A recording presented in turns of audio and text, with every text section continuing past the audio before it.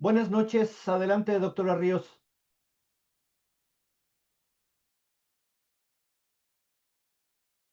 ¿Qué tal? Muy buenas noches a todos. Soy Silvana Ríos del equipo de ICP Córdoba Latam y les doy la bienvenida de nuevo a este webinar gratuito organizado junto a Remevet, una reconocida revista del ámbito veterinario, como sabrán. También agradecemos a la presencia de todos ustedes, colegas de toda América Latina, y destacamos, y ¿qué tal? Buenas noches. Y destacamos que hoy nos acompaña el doctor Juan Pablo Rey Amoniategui, docente de nuestra diplomatura de hoy de nefrología, quien ofrecerá una clase de primer nivel. Les recordamos que aún quedan dos webinars más, ¿ok?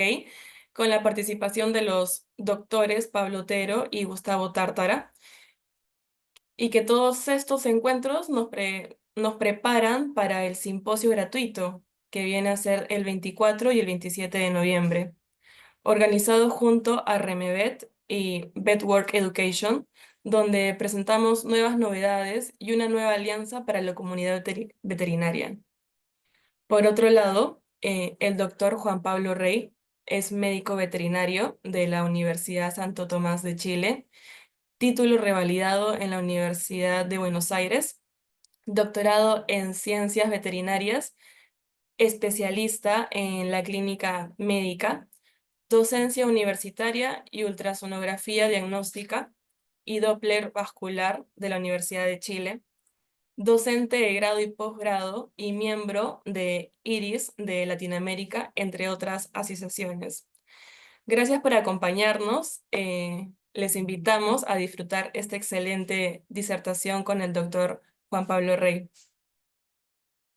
Hola, buenas noches a todos. ¿Se me escucha bien?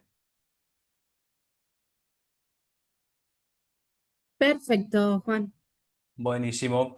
Bueno, muchas gracias por la asistencia de todos. Yo sé que no todos son de México, sino que hay varias gente de Latinoamérica con horarios bastante cambiados, ¿cierto? Y la verdad que me pone muy contento que puedan darse el espacio para poder asistir a una charla interesante como la de hoy, ¿cierto? Y también quiero agradecer nuevamente al ICP por la convocatoria, de poder dar este tema que tanto me apasiona. Bien.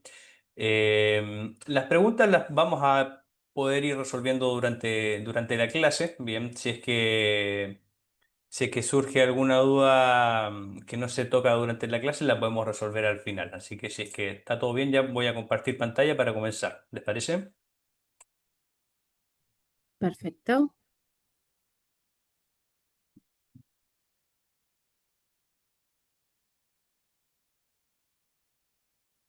Muy bien, bueno, me avisan si es que se ve la Se ve.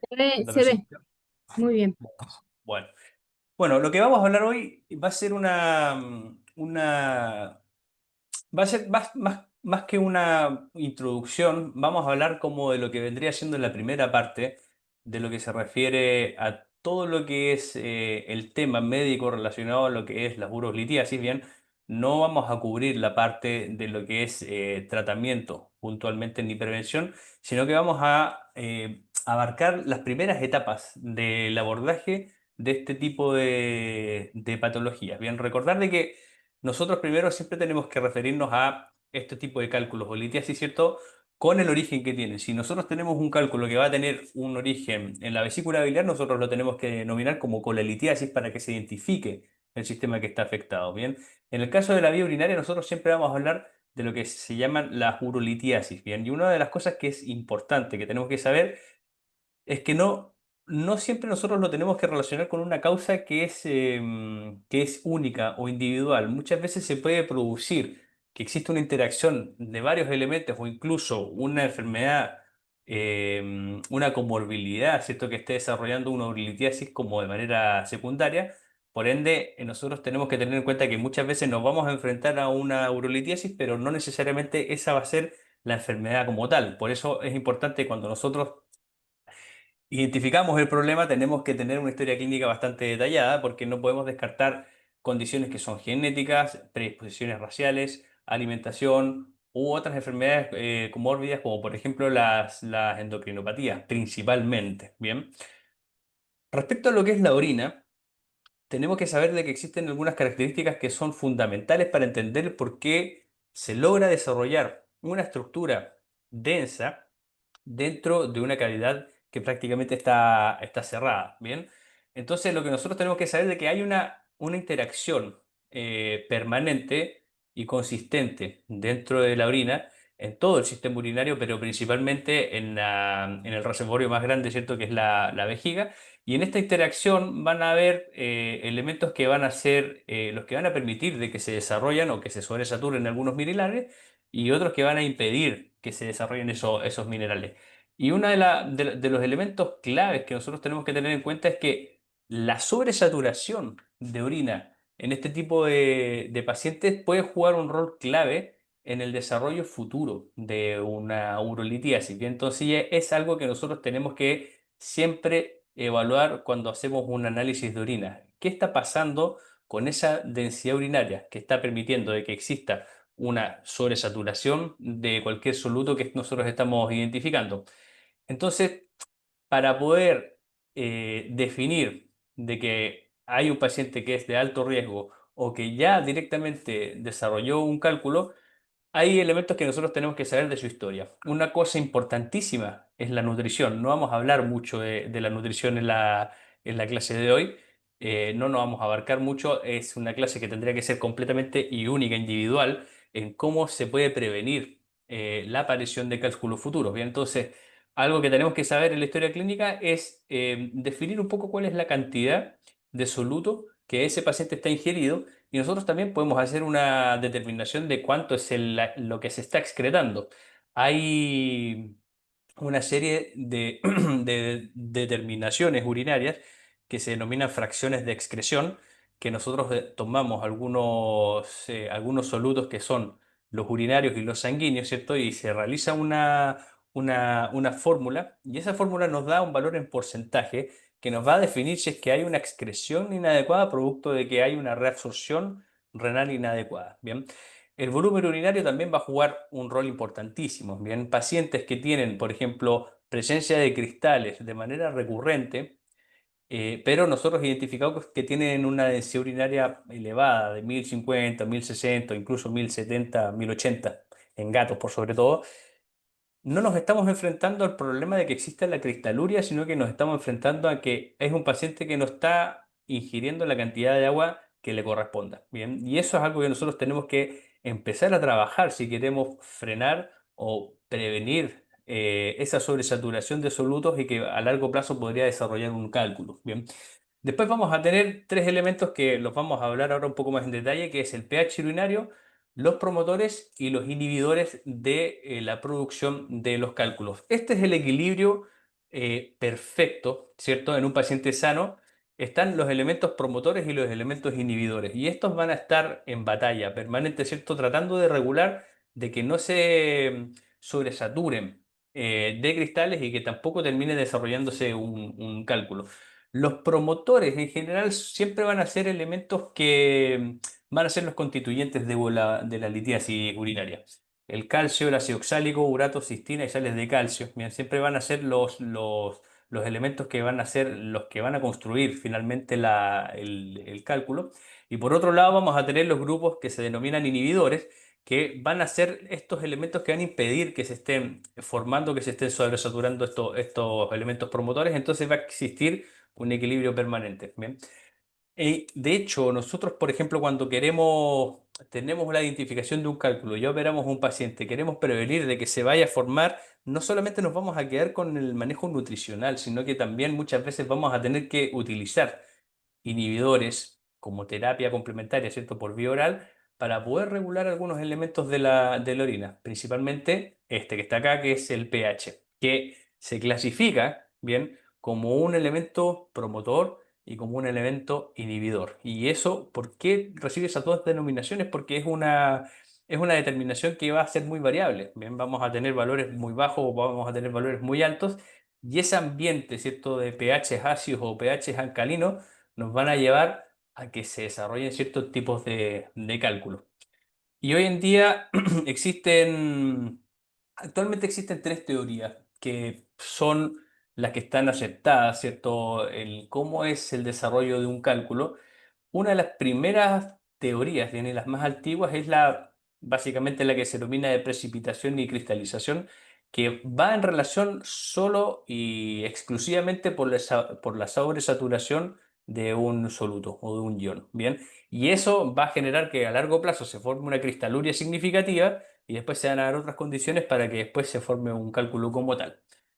Después tenemos una segunda teoría, bien, que es la teoría de la nucleación y la matriz, que se da referencia porque existe un gatillante que no tiene que ver directamente con la sobresaturación, sino que se van a dar ciertas condiciones, pero va a existir un elemento central, ¿cierto?, que va a ser el gatillante para que se empiece a formar un cálculo. Y acá caen, por ejemplo, los cálculos que se pueden formar después de que se realiza una cirugía y tenemos un material extraño de sutura que queda expuesto en el lumen de la vejiga, ¿cierto? Y eso se puede constituir como un núcleo para que se vaya a formar a largo plazo un cálculo por sobre esa estructura. Entonces, cualquier elemento que se pueda considerar como un cuerpo extraño, nosotros lo podríamos definir como un potencial riesgo de que sea un núcleo para el desarrollo de cálculos.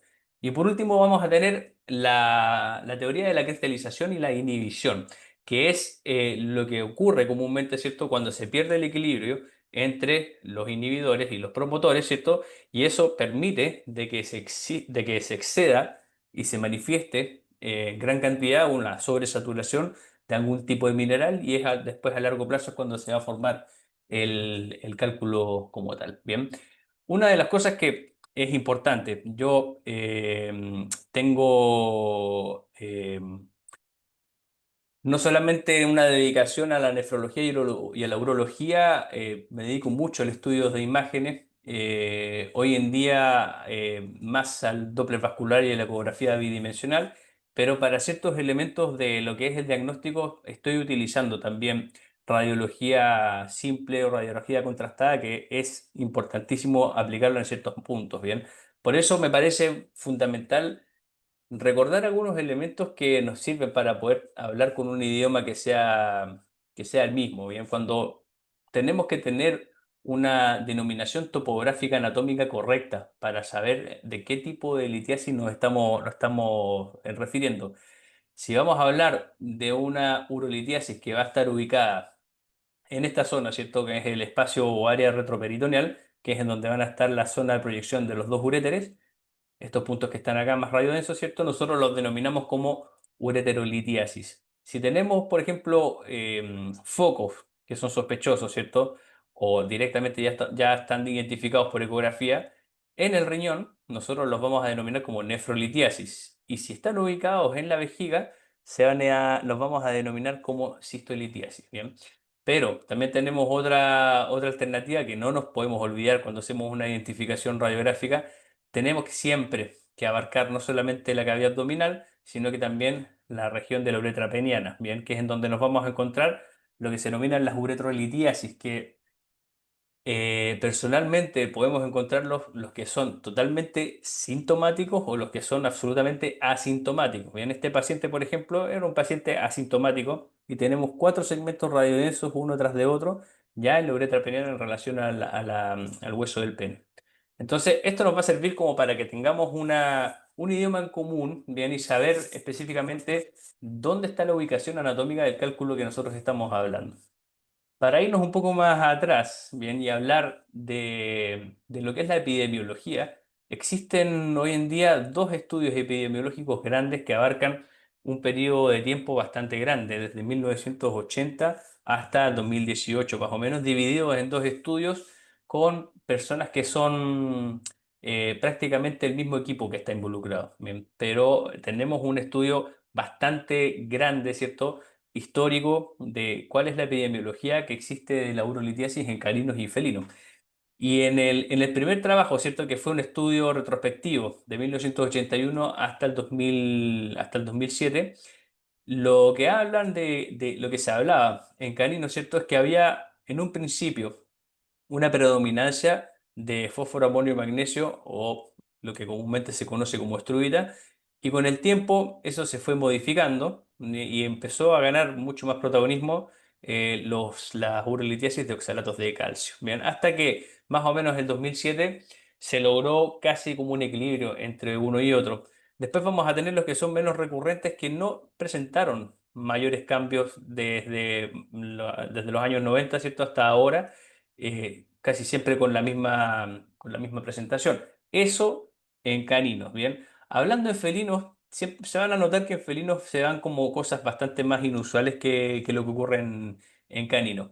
Empezamos teniendo fósforo, amonio y magnesio de manera predominante, ¿bien? Después hubieron años que fueron bastante discordantes, pero en los últimos años, desde a mitad de los 90, ¿cierto? Hasta el 2007, hubo un predominio de oxalatos de calcio por sobre lo que es fósforo y magnesio, y también los mismos que son mucho menos prevalentes, ¿cierto? Lo que es fosfato cálcico, purina, o también lo que es de cistina y ácido úrico, tienen una representación mucho más baja, ¿cierto? En las dos especies nosotros vamos a tener una predominancia de oxalatos de calcio y de fósforo, amonio y magnesio desde 1980 que tenemos esa epidemiología.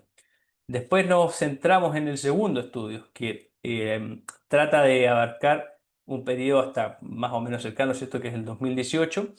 Y pueden notar acá, bien, que lo que tenemos en caninos es que había en un principio un predominio de oxalatos de calcio, y con el curso de los años, ¿cierto? Eso se fue modificando hasta que en 2018 tuvimos valores más o menos iguales. No hay una gran modificación en lo que es caninos y felinos, o sea, caninos, perdón.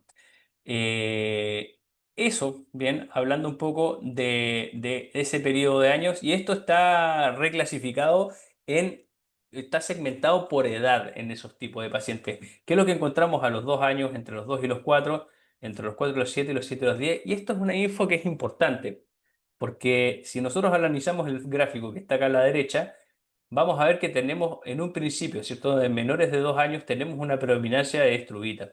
Y después con los años, eso va bajando y es totalmente e inversamente proporcional a lo que ocurre con el aumento de la presencia de oxalatos de calcio. Bien, hay varias teorías que el por qué se podría producir esta inversión entre los dos componentes.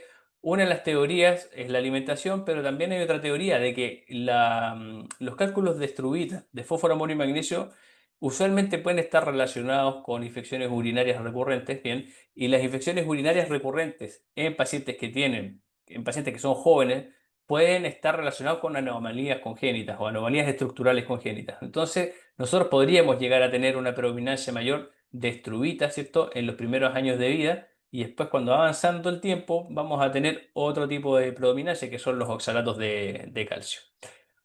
Una cosa importante que se me olvidó decirles acá: yo les voy a estar presentando varios trabajos. De los trabajos yo les voy a dejar acá la cita bibliográfica, pero también les dejo un QR para que puedan dirigirse al estudio y lo puedan obtener. Bien. ¿Qué ocurre en gatos? Exactamente en el mismo trabajo.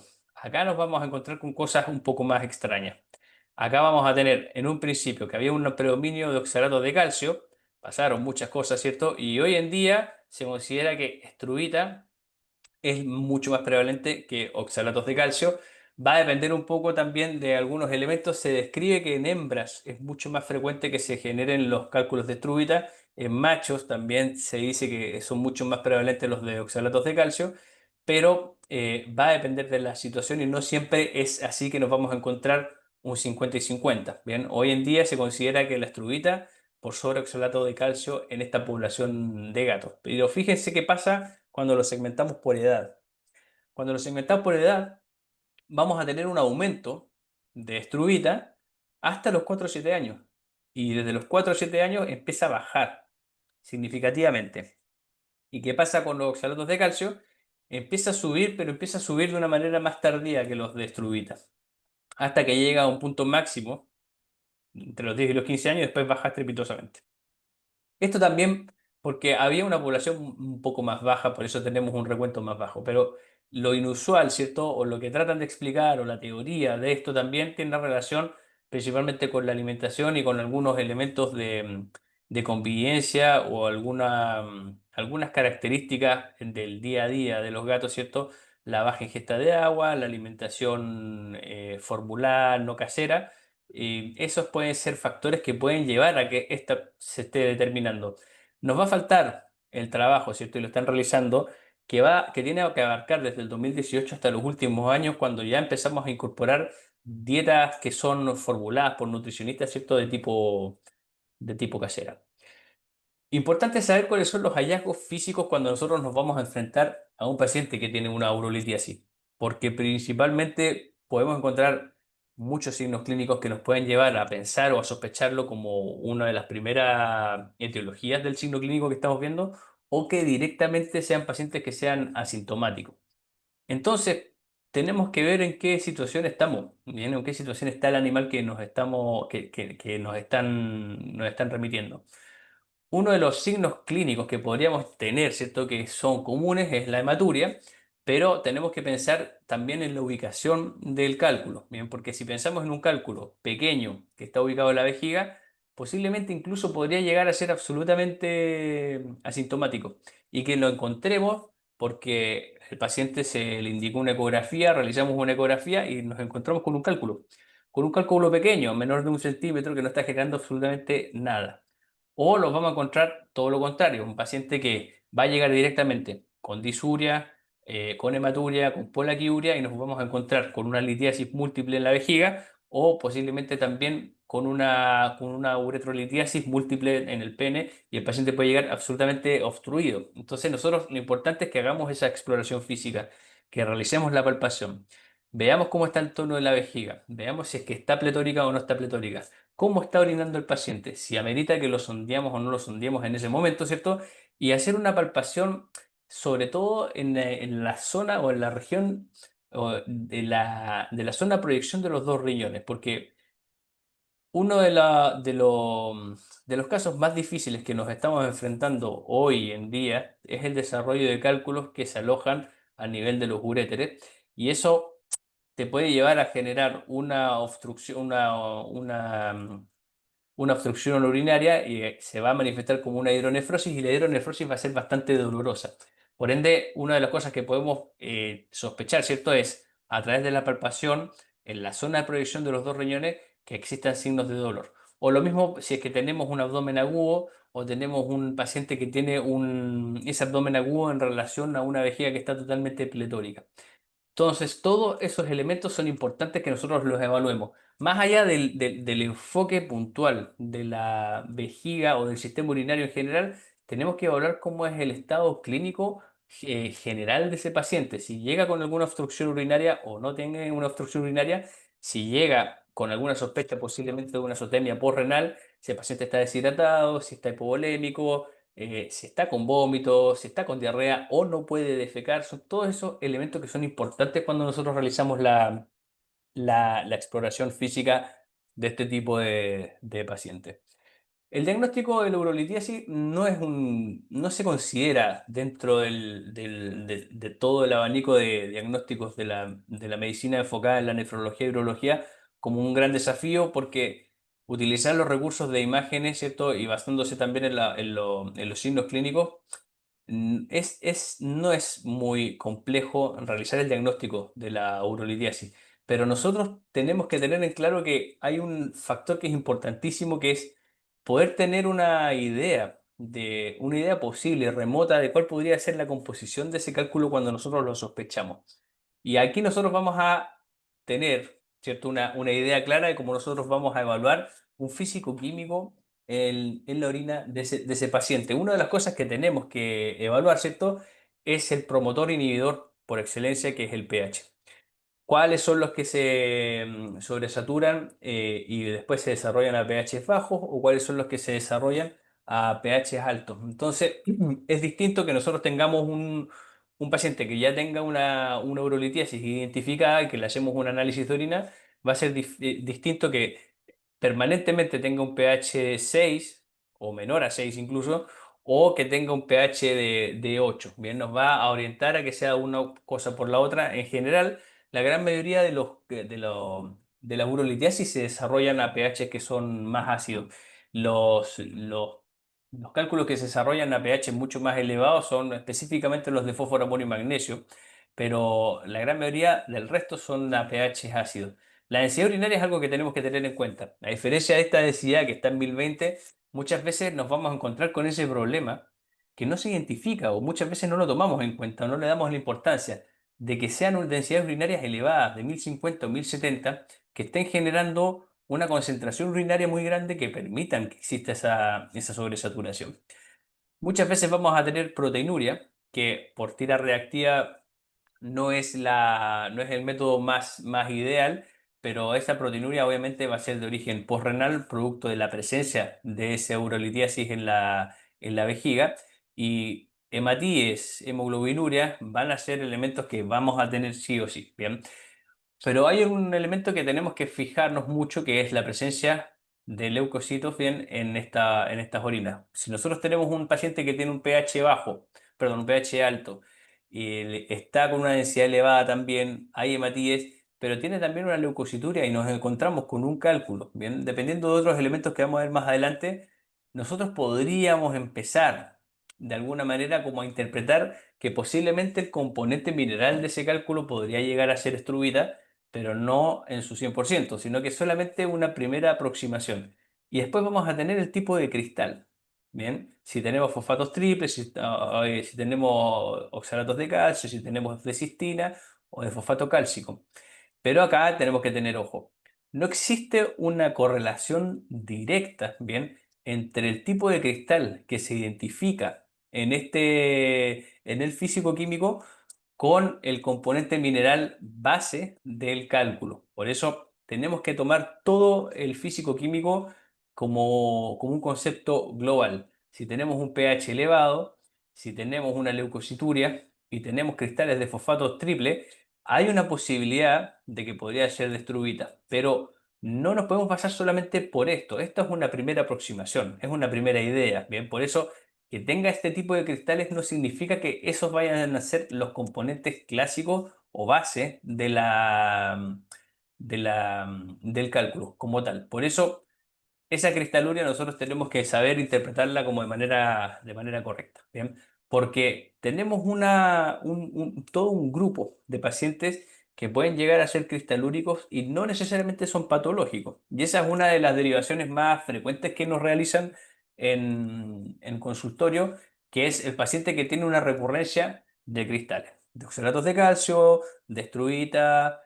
Cuando son distintos, podrían llegar a ser un poco más patológicos y hay que investigar. Pero cuando tenemos sobresaturación de esos dos tipos de minerales, no necesariamente es una condición patológica, porque si el paciente tiene una densidad urinaria de 1070 y tiene una cristaluria leve, lo más probable es que la sobresaturación se está produciendo porque tiene una densidad muy elevada. Si logramos bajar esa densidad, posiblemente se controla la cristaluria y eventualmente va a desaparecer.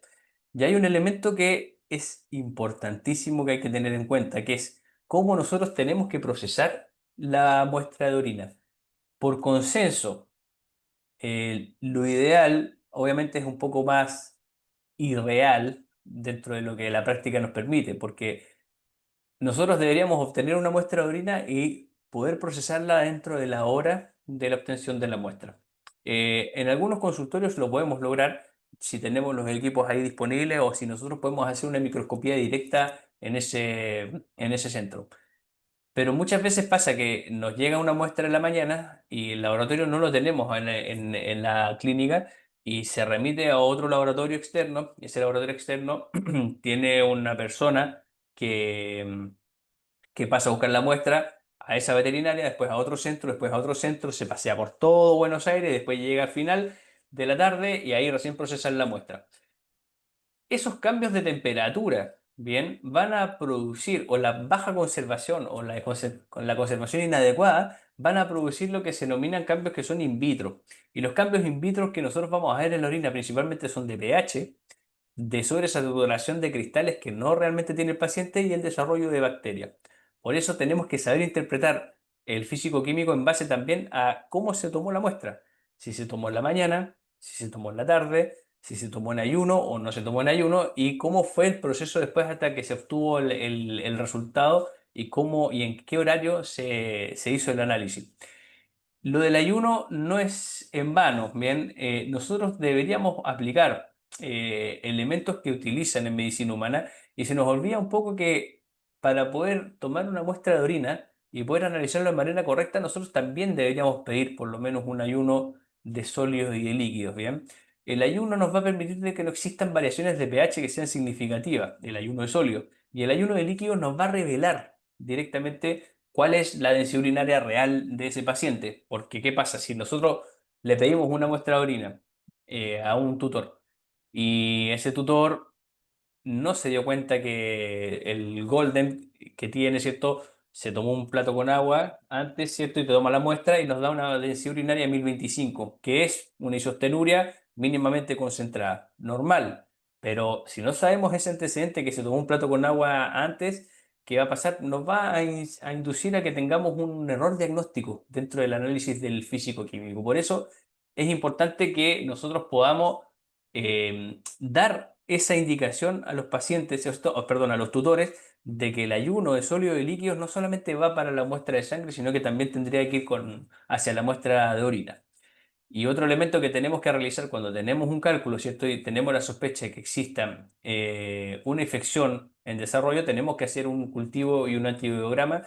Idealmente, dependiendo un poco de cómo está la integridad de la vejiga, la primera opción para tomar una muestra que sea representativa y de buena calidad y que nos dé una idea de qué está pasando desde el punto de vista infeccioso en la vejiga es a través de una punción vesical ecoguiada. Si no se puede realizar eso, bien, la segunda opción es hacerlo por sondaje, pero ya por chorro medio van a haber errores diagnósticos en la identificación de los microorganismos. Y nos podemos encontrar con varias situaciones. Una de las infecciones más comunes, ¿cierto? Son las infecciones que se desarrollan por Escherichia coli, que afortunadamente la Escherichia coli cuando tiene una primoinfección debería ser una primoinfección bastante sensible y fácil de resolver y podemos tener un recuento de unidades formadoras de colonias bajo, de 25.000, que no es una infección muy significativa.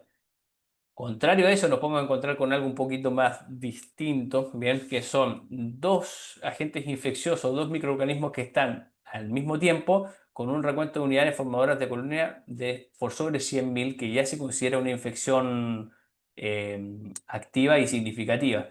Pero el problema va a ser cuando nos encontremos con sensibilidades y resistencias distintas a los dos agentes infecciosos. Y ahí nosotros vamos a tener que identificar cómo vamos a tratar esto, ¿cierto? Sabiendo que muchas veces el Enterococcus, cuando aparece en la vía urinaria, no necesariamente es un agente infeccioso real, sino que puede ser un contaminante. Y de estos dos, obviamente el que más preocupa es el Proteus mirabilis, y el Enterococcus podría llegar a ser un contaminante, no necesariamente un agente infeccioso primario.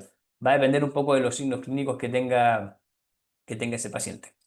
Y cuando nosotros hacemos una identificación del cálculo, obtenemos el cálculo y queremos saber cuál es su composición, más allá de realizar un análisis físico-químico de ese cálculo, el consenso hoy en día dice que aparte de hacer un físico-químico del cálculo, nosotros deberíamos hacer un cultivo del mismo cálculo y ojalá también tomar una muestra de la vejiga y esa muestra mandarla a histopatología y hacer un cultivo del tejido que se tomó del urotelio. Y así nosotros vamos a tener una idea completa de lo que está ocurriendo en esa vejiga. Y nos podemos encontrar con cosas sorprendentes, ¿bien? Por ejemplo, en este caso, nosotros pudimos obtener una muestra que la informaron como de fósforo, amonio y magnesio, que es de estruvita, pero después le hicimos un cultivo a ese cálculo y nos dio una cándida, ¿bien?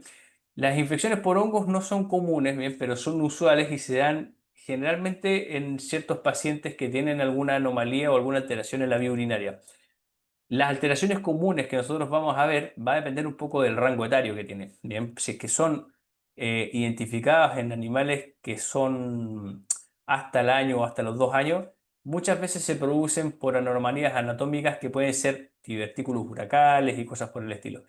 Pero en pacientes que son más añosos, bien, nosotros lo que vemos, las infecciones urinarias por hongos se dan exclusivamente en pacientes que tienen trastornos de micción relacionados con alguna patología neurológica, principalmente. O sea, es que no solamente van a tener una infección urinaria, sino que la situación clínica dentro de la vejiga va a producir una condición tan adecuada que no solamente se van a desarrollar bacterias, sino que también se podrían llegar a desarrollar hongos, ¿bien? Y lo que nosotros sabemos cuando analizamos ese cálculo, ¿bien? Es que el cálculo como tal tiene distintos estratos. Recuerden de que existía la teoría del núcleo, ¿cierto? Que va de alguna manera a generar un nido para que dé el gatillante para la constitución o la formación de este cálculo, que va a ser el punto central, ¿bien? Que es, puede ser un material cristalino, que es lo más común, ¿cierto? Pero si hablamos de esa segunda teoría, puede llegar a ser un cuerpo extraño de cualquier índole, ¿bien? Y que puede ser el gatillante para que se forme el cálculo. Después vamos a tener la segunda capa del cálculo que se le denomina el estrato del cálculo como tal, ¿cierto? O la zona de piedra, que esto no necesariamente puede tener la misma composición que el nido, ¿bien? Por eso nosotros vamos a tener un grupo de cálculos que se denominan los cálculos mixtos, ¿no? No todos tienen un 100% del mismo componente mineral, ¿bien? Y ese porcentaje va a definir un poco de cuál es el predominante, ¿bien? Por fuera nosotros vamos a tener lo que se denomina la cáscara, ¿bien? Y esta es una capa que es la capa más externa del urolito, o sea, vamos a tener nido, vamos a tener cálculo o la piedra, ¿cierto? Y la cáscara que van a ser los tres estratos clásicos básicos del urolito, ¿bien? Y esta capa compleja, bien, más externa, no necesariamente puede tener la misma composición que el cálculo, ni tampoco puede tener la misma composición del nido. Y siempre van a existir en su superficie lo que se denominan los cristales superficiales. Y acá, obviamente, tampoco podemos tener consistencia o vamos a tener consistencia entre el tipo de cristal y la composición de la cáscara del cálculo y del nido. Por eso vamos a tener esos cálculos que son mixtos y tenemos que saber interpretar también la cristaluria. Y cuando se realiza el análisis, existen varios, no los vamos a detallar ahora, pero existen varias técnicas para poder analizar la composición química de los cálculos. Se han desarrollado muchos hoy en día en veterinaria. Lo que históricamente se define es que si es que nosotros se logra identificar, por lo menos dentro del cálculo, un 70% de un componente mineral, se considera que ese es el componente predominante y recibe el nombre de ese mineral. Si es que más del 70% tiene la composición. Si menos del 70% de ese cálculo tiene una composición mineral específica, lo vamos a denominar como urolito mixto, ¿bien? Lo podemos tener un paciente que tiene oxalato de calcio en un 70% o en un 60% y 40% de fosfato cálcico, lo vamos a denominar como un urolito mixto, ¿bien? Y vamos a tener el más complejo de todos, que era el que yo les estaba como representando cuando estamos viendo las capas del cálculo, que es el urolito compuesto, que es un urolito que va a tener distintas composiciones en todos sus estratos. Y esos generalmente son los que nosotros vemos cuando existe un nido, que puede ser el cuerpo extraño, y que desarrolla distintas capas con distintos minerales. Obviamente son los más difíciles de corregir y por ende también son los más difíciles de prevenir, porque nosotros no sabemos primero que todo por dónde comenzar. Si tenemos que prevenir el oxalato de calcio, tenemos que prevenir el fosfato cálcico o los fósforo, y magnesio, y ahí lo que nosotros nos toca hacer es hacer una evaluación completa de cuál es la eliminación de ese tipo de minerales en ese paciente. Respecto a lo que es eh, diagnóstico por imágenes, aquí me gustaría hablarles de cosas que son claves que se están haciendo hoy en día, novedosas, ¿cierto? Y actualizadas para poder tener un mejor diagnóstico. Recuerden que la radiología simple es un estudio muy antiguo, pero es un recurso muy bueno para la caracterización de este tipo de patología. Tiene una tasa de error importante, no tanto, bien, porque llega hasta el 27%. Si tenemos una buena técnica, si tenemos un equipo que sea digital avanzado, con un muy buen detalle, que nos dé un muy buen contraste, podemos tener excelentes diagnósticos, sobre todo si los pacientes están con un abdomen preparado. Lo ideal es que tengan un abdomen que esté totalmente evacuado, que no tenga materia fecal, cosa que se pueda exponer las dos siluetas renales y toda la zona de proyección de los uréteres y la vejiga, idealmente que también tenga una retención urinaria mínima de unas 3 horas, más o menos. Podemos hacer diagnósticos de urolitos radiopacos pequeños, ¿cierto? De 2 a 3 milímetros, pero también es mucho más fácil cuando tenemos estructuras grandes, ¿bien? Y si tenemos estructuras grandes así, nosotros ya solamente con la radiografía podemos, por la morfología que tiene estos urolitos o cistolitos que tiene acá, podríamos tener una sospecha relativamente fuerte de que este grupo de cálculos que tiene acá son de estruvita por la morfología que tienen, ¿bien? Porque tienen un borde totalmente definido, no irregular, y también tiene una disposición distinta. Eh, Vamos a hablar un poco de algo que me parece que es importantísimo, que se viene hablando hace mucho tiempo, ¿cierto? Que es eh, ponerle la denominación de la posible composición mineral de un cálculo en base a la radiodensidad que tiene ese cálculo en esa radiografía. Se habló mucho tiempo de esa característica, que los oxalatos de calcio son mucho más radiodensos, son mucho más blancos en la radiografía, y los de estruvita eran mucho más radiolúcidos, mucho más negros en la radiografía. Esta era la pauta que se utiliza, ¿bien? Se utilizaba más bien a través de las siglas POCUS, que no tiene que ver con el Point of Care Ultrasound, sino que es una agrupación de siglas que nos permite ordenar un poco los elementos minerales más comunes y tratar de darles una posible radiodensidad dentro del espectro de la escala de grises que tiene la radiología. Entonces, lo que dice el POCUS es que los cálculos que son más radiodensos o más blancos son los de fosfato cálcico. Luego vamos a tener una escala de gris un poco más intensa, que son para los oxalatos.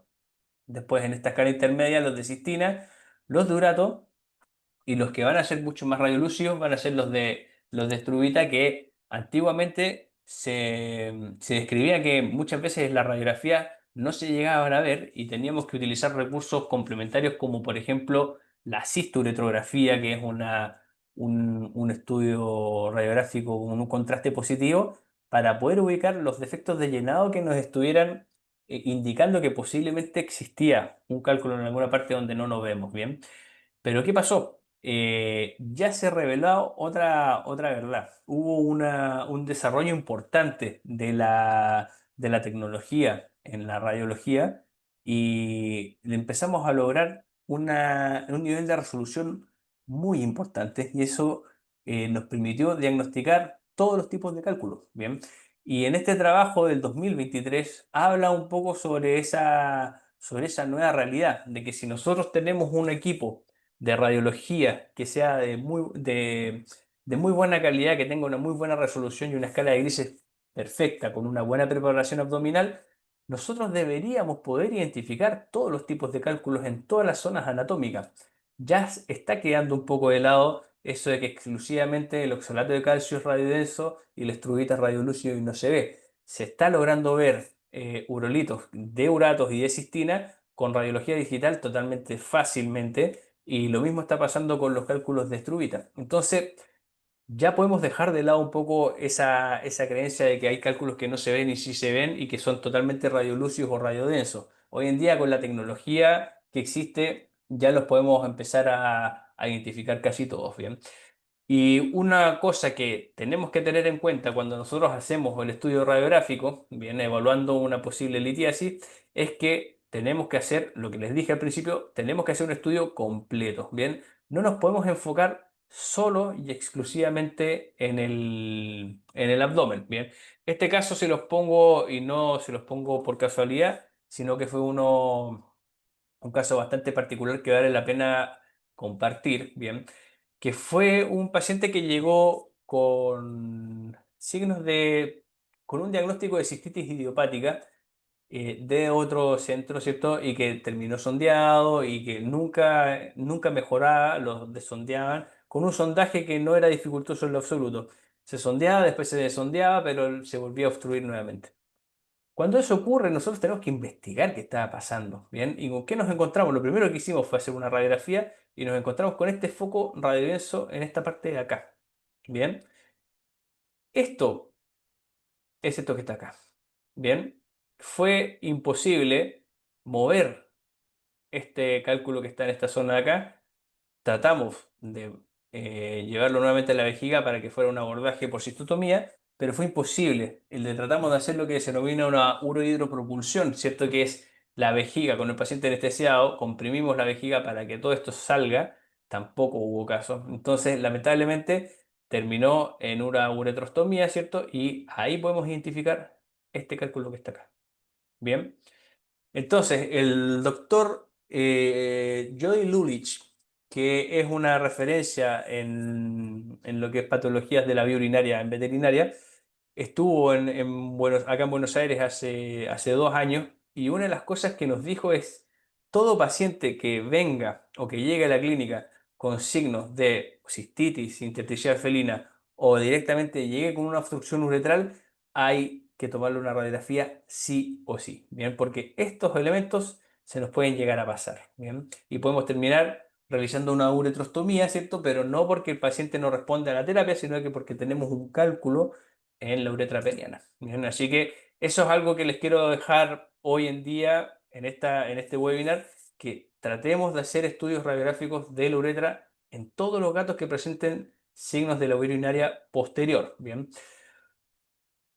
Podemos correr otra suerte, bien como con este paciente que fue, también nos derivaron que venía con signos clínicos bastante similares a los del otro paciente y nos encontramos con que teníamos dos cálculos en la vejiga, que acá se logran ver, con la sonda puesta, pero no sé si se llega a ver en las fotos, bien, pero aquí, en esta zona de acá, justo donde está la tuberosidad isquiática que lo tapa, tenemos una serie de cálculos pequeños, bien, que bypasearon la sonda completamente.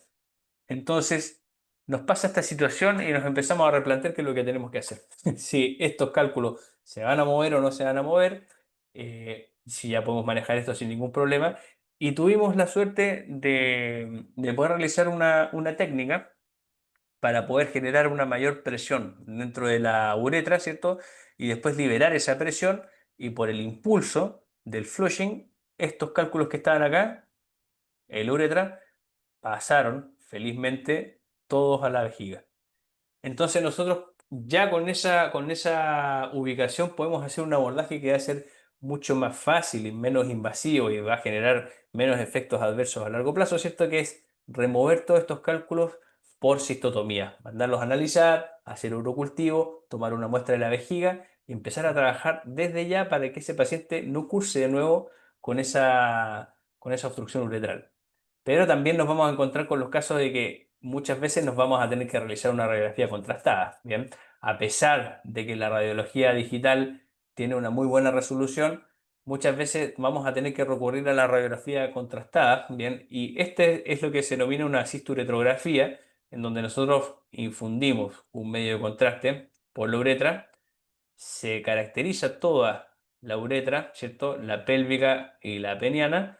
Y tenemos también una caracterización importante de la vejiga que nos va a servir para ver si que existen algunos defectos de llenado en los estratos murales de la vejiga. Acá yo les puse esta radiografía porque nos ocurrió algo que no pasa muy seguido, ¿cierto? Que nosotros colocamos el medio de contraste y una de las cosas que tenemos que ver, o que sería ideal, es realizar los estudios dinámicos. Bien, es muy difícil enganchar un estudio dinámico, pero afortunadamente en este gato nosotros ya teníamos el contraste dentro, hicimos toda la serie de estudios radiográficos y el paciente orinó. Bien, fíjense que acá está la vejiga más vacía, con la uretra mucho más gruesa, ¿cierto? Y acá tenemos parte del medio contraste en la mesa, ¿cierto? Y acá se ve también. Esto es un beneficio, porque a mí me sirve ver cómo es la contracción de la vejiga y cómo es la distensión de la uretra al momento del vaciado, ¿bien? Y tenemos una caracterización que es normal. Podemos ver la anatomía y el trayecto completo de la uretra en una fase de retención y en una fase de vaciado. Así que cosas que son suerte y no muchas veces pasan. La ultrasonografía es un recurso que es clave, ¿bien? Es básico para la evaluación de la urolitiasis de todo, ¿cierto? Del tracto urinario craneal, del tracto urinario caudal, ¿bien? No vamos a hablar del tracto urinario alto ni bajo. Topográficamente, la manera correcta por la anatomía de nuestros pacientes es que tenemos que hablar de un tracto urinario craneal y caudal, no alto ni bajo, ¿bien? Más allá de poder identificar los cálculos o algo que podría llegar a ser un cálculo, ¿cierto? Porque no vemos una imagen como tal con la ecografía, sino que vemos una interfaz que va a ser hiperecogénica, que va a ser una superficie blanca que va a generar una sombra acústica. Entonces, son estructuras que podrían llegar a ser compatibles con litiasis de la vía urinaria. Pero más allá de eso, nos va a servir para evaluar cómo está el estado del urotelio, cómo están los uréteres y cómo está la uretra. Y vamos a poder identificar si es que existe una uropatía obstructiva en ese momento, ¿bien? Cosas que nos vamos a encontrar, ¿cierto? Cálculos que son de grandes dimensiones que lamentablemente no logramos ver la extensión de la vejiga propiamente tal, porque muchas veces estos pacientes están cursando con hematuria, están cursando con polaquiuria y vamos a tener un espasmo de la vejiga permanente, por eso vamos a tener volúmenes muy bajos. Entonces, evaluar la pared de la vejiga en este tipo de pacientes no es muy útil porque vamos a tener volúmenes que van a ser bajos. Sí podemos ver parte del urotelio, bien, fíjense que se expresan algunas reverberancias en el estrato, bien, eso podría indicar de que podría llegar a estar junto con la presencia del urolito una cistitis de tipo enfisematosa. Y si tenemos un transductor de buena resolución, ¿cierto? Ojalá un transductor lineal con un buen equipo, podemos llegar a identificar acá, ¿cierto? Esto que se ve acá, que es el uréter, y estas interfaces hiperecogénicas con sombra acústica, que son una ureterolitiasis múltiple. Esto que está acá, como dato anecdótico para que se puedan ubicar, es la vena cava. Bien, si es que estamos viendo una proyección en donde estamos viendo la vena cava y arriba, ¿cierto? Estamos viendo el uréter distendido con litiasis, nosotros podemos saber de que la vena cava tiene una disposición por el flanco derecho, entonces sabemos que lo que estamos viendo ahí es una ureterolitiasis múltiple derecha, solamente por identificar la estructura anecogénica que está ahí abajo. Otra cosa importante, ¿cierto? Podemos identificar de que existe hidronefrosis y podemos saber de que hay una uropatía obstructiva. Pero si tenemos el recurso, por ejemplo, del Doppler vascular, más allá de saber de que existe una uropatía obstructiva, nosotros podemos evaluar de que si existe algún trastorno vascular en ese riñón que tiene esa obstrucción. ¿Y por qué va a ocurrir? ¿O por qué tenemos que evaluar un trastorno vascular del riñón que está obstruido? Porque piensen que anatómicamente uno a veces tiene la idea de que la cápsula renal, que es en una estructura fina que cubre todo el riñón, ¿cierto? Es una estructura que es bastante elástica, ¿cierto? Y bastante expandible. Pero la verdad es que tiene cierta rigidez y cuando tenemos un aumento de presión intracapsular en el parénquima, ¿cierto? del riñón, producto de una uropatía obstructiva, se va a producir un aumento de presión y el riñón no se puede expandir. Por ende, van a haber dos fenómenos, una resistencia vascular arterial y también posiblemente una congestión venosa. Entonces, si nosotros tenemos la posibilidad de hacer un Doppler y dominamos un poco esa técnica, nos va a servir mucho para saber si es que existe un trastorno vascular y eso nos puede dar una idea de que si es un paciente que ya está azotémico o no. Entonces, nosotros agarramos lo que queda, ¿cierto?, de una arteria interlobar, que vendría siendo esto de acá. Podríamos también evaluar estas estructuras vasculares de acá, que son arterias interlobulillares. Tomamos una interlobar y hacemos un registro. Bien, este gráfico es lo que se denomina el gráfico espectral, que nosotros después lo vamos a analizar y nos da esta información que está acá. Lo primero es la velocidad sistólica, lo segundo es la velocidad diastólica, y con estos dos datos nosotros calculamos dos índices que son de pulsatividad y de resistencia. El índice de resistencia es lo que nos va a definir si es que existe una alteración en el flujo vascular, una resistencia vascular. Phoebe es era una gata que tenía una ureterolitiasis importante y en gatos se considera que el índice de resistencia máximo podría llegar a ser hasta 0,7 aproximadamente. No hay un estándar de normalidad que está muy definido. Solo hay estudios que son como recuentos sistemáticos de varios estudios y eso nos define un rango amplio, pero se describe que no debería pasar de 0,7 el valor de índice de resistencia para considerarse normal. Si excede el 0,7 ya nosotros estamos hablando de un paciente que tiene una resistencia vascular alterada, por ende una alteración hemodinámica. No lo evaluamos el flujo venoso. Nosotros deberíamos evaluar el flujo venoso también en estos riñones que tienen una uropatía obstructiva porque tenemos que investigar si es que también asociado a la patología arterial puede que tenga un grado de congestión venosa. Bien, como conclusiones de lo que hablamos hoy, que es una parte bastante introductoria de lo que es la fisiopatología y algunas claves que son importantes del diagnóstico, es que nosotros podemos tener pacientes que tengan una cristaluria que sea absolutamente fisiológica y no necesariamente patológica. ¿Cuándo nosotros vamos a sospechar de una cristaluria fisiológica de un paciente que tiene recurrencia de cristaluria con una densidad urinaria de 1070 o 1060? Bien, corregimos la densidad urinaria, posiblemente la cristaluria se corrige también.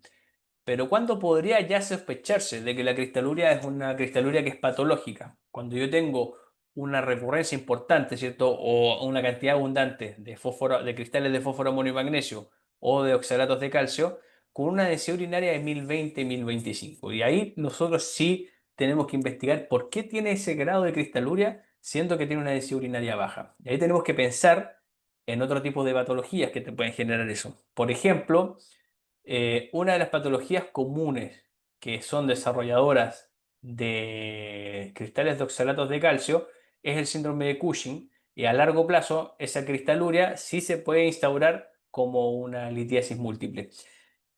Por eso nosotros cuando tenemos una paciente que tiene síndrome de Cushing, tendríamos que medirle el calcio que se está excretando a través de una determinación que se llama calcio creatinina urinaria, que nos va a definir si realmente el calcio se está liberando de manera patológica o no. Muchas veces terminan en medicación más allá del manejo del alimentario. Bien. Otra cosa importante es si nosotros tenemos cristales de oxalatos de calcio y tenemos un paciente que tiene un cálculo en la vejiga, en el urétero o en el riñón, no podemos asumir de que ese cristal que nosotros estamos viendo en el físico-químico es el componente mineral de ese cálculo. No existe una correlación que sea directa. Nos puede dar una sospecha clínica, pero muchas veces nos podemos sorprender cuando nosotros logramos sacar el cálculo y lo mandamos a analizar. Otra cosa que es importante que tenemos que tener en cuenta es todos estos cambios que se van a desarrollar in vitro. Tenemos que tener mucho cuidado por cómo manejamos la muestra de orina. Primero que todo, las indicaciones. Tiene que haber ayuno de sólidos, tiene que haber ayuno de líquidos. Tenemos que tener un reflejo de un pH que sea el normal, el real. Tenemos que tener un reflejo de la densidad urinaria real, sin variaciones post ingesta de agua. Por eso las indicaciones son clave. Y tenemos que, ojalá, tener la posibilidad de poder hacer una microscopía directa, ¿cierto? O tiras reactivas en el consultorio para poder tener un avance del diagnóstico y no tener que esperar 48 horas a obtener un físico químico. Por ende, si podemos em, sacar todos los factores que nos van a hacer cambios in vitro, sería lo ideal. Lo mismo con la conservación. No hay mucha claridad en qué tenemos que hacer cuando tomamos una muestra de orina, qué le decimos a los tutores. ¿La dejamos a la temperatura ambiente o la dejamos congelada o la dejamos refrigerada? ¿Qué es lo que tenemos que hacer? La idea es que si es que no se va a procesar dentro de las primeras horas Luego de que se tomó la muestra, se debería dejar por lo menos refrigerada y después se tendría que transportar siempre refrigerada hasta llevarla a la veterinaria, hasta llevarla al laboratorio y que se mantenga en esa temperatura y que la trabajen de esa temperatura. Pero si la vamos a procesar dentro de las primeras horas de la toma de muestra, tendríamos que dejar la temperatura ambiente y no deberíamos variar la temperatura de esa muestra. La radiología digital llegó para quedarse, tiene un desarrollo diagnóstico para este tipo de patologías muy grande, ¿cierto? El contraste que tiene es importante. Nosotros podemos también cambiar una radiografía que quedó con una exposición muy alta, ¿cierto? Y la podemos ir variando con el software que nos permite editar las imágenes. Así que la oportunidad de la radiología digital es importantísima y es un recurso que tenemos que utilizar. Y a modo de recordar, cuando nosotros hacemos una cirugía, bien, y obtenemos el cálculo, tenemos que hacer el físico-químico del cálculo para saber el componente mineral, el cultivo del cálculo y ojalá si podemos hacer también cultivo de la mucosa de la vejiga o del urotelio. Si el presupuesto da para hacer un histopatológico, aparte del cultivo del urotelio, sería ideal también. Pero si no da el presupuesto, la idea sería físico-químico el cálculo, un cultivo del cálculo y un cultivo del urotelio. Si el presupuesto no da para todos esos exámenes, nos podemos quedar con el físico-químico. Pero el cultivo del cálculo les diría que nos está dando mucha información porque hay infecciones urinarias, sobre todo en los cálculos que son de fósforo, amonio y magnesio, que no se logran identificar con un simple urocultivo, sino que son bacterias que pueden estar enquistadas en un cálculo, ¿cierto? Que están generando una infección urinaria, pero que no se identifican en la orina, sino que están enquistadas en el cálculo y solamente las podemos identificar cuando realizamos un cultivo del propio cálculo. Bueno, acá les dejo un par de cosas relevantes dentro de lo que es la nefrología y la urología. Esta es la página de la Sociedad de Interés Renal Internacional, IRIS. En esa página pueden encontrar gratis en PDF muchas pautas de manejo de lo que son las injurias renales agudas, la enfermedad renal crónica, las proteinurias. Y también están elaborando permanentemente consensos o actualizaciones de algunas medicaciones que tenemos que utilizar y de que no tenemos que utilizar en este grupo de patologías. Y acá les dejo también, bueno, les dejo mi correo personal, que está acá, y les dejo también acá tres Instagram. Uno de ellos es el Instagram de la reciente constituida Asociación de Nefrología y Urología Veterinaria, de la cual estamos muy orgullosos. Este es el Instagram de mi equipo de investigación, que estamos enfocados en el estudio de patologías endocrinas, principalmente el hipersomatotropismo felino. Y por último, les dejo también el Instagram del Colegio Latinoamericano de Nefrología y Urología, que se constituyó inicialmente el año pasado. Somos varios veterinarios de toda Latinoamérica que estamos ahí. Se está todavía terminando de constituir, pero ya tenemos un Instagram y estamos difundiendo información respecto a elementos claves de esta especialidad. Así que muchas gracias por el tiempo y también por el espacio y por haber asistido a esta hora a este webinar. No sé si tenemos Doctor. alguna pregunta. Sí, sí, doctor, tenemos unas cuantas preguntas Ujú. de el colega Edgar. Dice, pero las muestras son por sonda o dice, las muestras por sonda no son adecuadas para cultivo. No es la principal metodología para poder tomar una muestra que sea totalmente estéril. Existe un consenso que es del manejo de infecciones urinarias en caninos y felinos y la alternativa más aséptica es la punción vesical. Bien. Luego, la segunda opción sería una toma de muestra por sondaje, pero lamentablemente tenemos el riesgo de que desarrollemos algún contaminante por mucha limpieza o mucha asepsia que nosotros utilicemos. Ok, muchas gracias, doctor. También tenemos otra pregunta. Dice, buenas noches. ¿Refrigerada a cuántos grados centígrados? La refrigeración clásica de la heladera que uno tiene en la cocina, bien, que son a 4 o 5 grados, bien. Esa es la refrigeración que se requiere para que se mantenga y tendría que distribuirse o trasladarse la muestra con esa graduación. Ok, muchas gracias, doctor. Bueno, esas han sido las preguntas de los colegas, así que nada más que decirle muchísimas gracias al docente por la disertación y por la participación de cada uno de ustedes. Ya nos volveremos a encontrar en el simposio del mes de noviembre, como lo estaba Sí. comentando al inicio. Y por favor, acuérdense que el próximo martes tenemos el webinar con el doctor Gustavo Tártara, así que los esperamos a todos. Y además estén atentos a las redes sociales en Instagram, que se va a estar publicando el día de mañana un link para que puedan registrarse.